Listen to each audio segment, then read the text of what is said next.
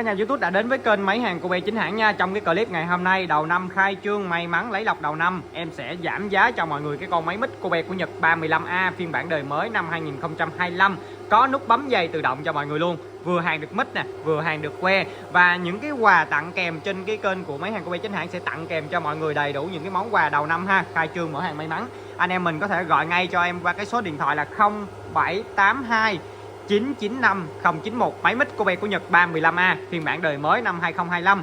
Phụ kiện đi kèm gồm có cho mình dây hàng mic, dây kìm hàng que, dây kẹp mát đi kèm. Đây là hai cái bộ dây hàng đi kèm theo máy. Còn những cái quà tặng mình sẽ được tặng kèm nè. Thứ nhất là mình sẽ được tặng thêm là cái cuộn hàng mic không dùng khí sẽ được tặng kèm. Thứ hai, kính hàng điện tử nè. Rồi ke góc vuông 500, hai cái ke góc vuông một lúc nha. Mình sẽ được tặng hai cái ke góc vuông 500 một lúc. Có luôn đôi bao tay da bò chống nóng, mặt nạ cầm tay, búa trà sĩ, và mọi người sẽ được thêm 5 cái đầu bét đồng, hai cái đầu chụp inox để sơ cua mỏ hàng.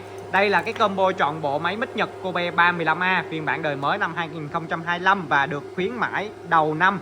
Anh em mua cái trên cái video mà khai trương đầu năm này mình sẽ được giảm giá chỉ còn có 2.200.000 một bộ. Anh em phải nhanh tay lên nha, mình được giảm giá rất là nhiều. Và nhanh tay gọi điện cho em qua cái số điện thoại em vừa đọc ở trên cái video để anh em mình đặt hàng nha. 2.2 triệu, có bảo hành 2 năm và có miễn ship về tới nơi cho mọi người. Mọi người nhận máy về được kiểm tra hàng, được test thử ok mình mới thanh toán tiền nha mọi người nha.